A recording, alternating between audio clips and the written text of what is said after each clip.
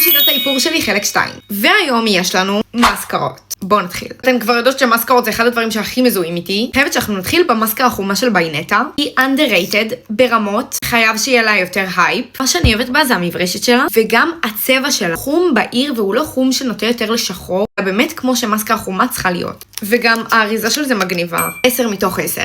0 מתוך 10. סתם מיליון. המסקרה האהובה עליי. אני משתמשת בה כבר נצח, שתבינו. לא יודעת מה לוריאל שמו בזה שזה כל כך טוב. זאת באמת מסקרה מנצחת. מסקרות של איב סן לורן. יש לי גם את החומה וגם את השחורה. המברשת עצמה היא מאוד פלאפית, ולמי שאוהבת מראה יותר ווליום זה נגיד מושלם. אני מדרגת את זה 7 מתוך 10, נטו בגלל שאני לא משתמשת בזה ביום יום. המסקרה הזאת של לנקום היא מדהימה. 10 מתוך 10. היא מעריכה ברמות ומפרידה, ובאמת אין לי מילים. קופיקה עמידה. 9 מתוך 10 נטו כי היא שחורה לי מדי. אפילו היא עמידה מדי, כי ממש כאילו קשה לי להסיר עם זה איפור, ברמה שכאילו יש לי ריסים שנושרות.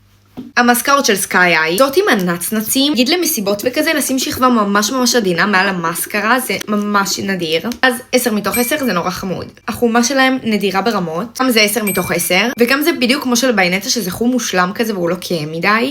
So, yes. והשחורה אני מורידה נקודה נטו בגלל שזה שחור לי מדי. לא יודעת, נגיד בטלסקופיק, משהו בזה מרגיש לי כאילו שחור מושלם כזה. אני לא יודעת להסביר את זה, אני פרפקציוניסטית מדי בזה. של אסנס 2. הוא עושה מלא גושים וגם החום הוא לא חום כאילו כמו שצריך, והיא יורדת ממש בקלות וכזה. ביג נו נו. קליניק, האמת חמודה. היא לא מעריכה יותר מדי, היא כזה בקטנה, אז אני אתן לזה 4. זאתי של פופה בדיוק על אותו פונקציה כמו של קליניק. 4 מתוך 10, היא כן פלאפית כזאת, אבל לא משהו מיוחד. פנטי ביוטי חומה. 8 מתוך 10, צבע שאני ממש מאוכזבת שזה לא החום שאני אוהבת. יותר כזה מפריד את הריסים, אבל לא מעריך. טלסקופי כזאת גם 8 מתוך 10. פשוט בגלל ששום דבר לא משתווה לטלסקופיקה רגילה. ולא ידעתי באיזה חלק לתקוע את הדברים האלה, אז אני אגיד את זה פה.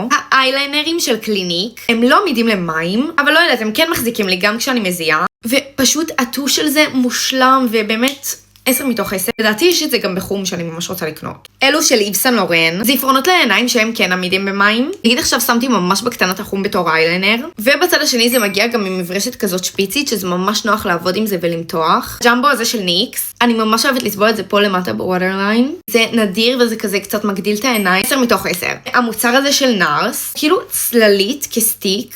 ואני אוהבת לשים את זה ממש בקטנה כזה, בשטש. אני לא משתמש בזה כזה הרבה, אז כזה 9 מתוך 10. ותכתבו לי איזה חלק בא לכם הבא בתור. ביי!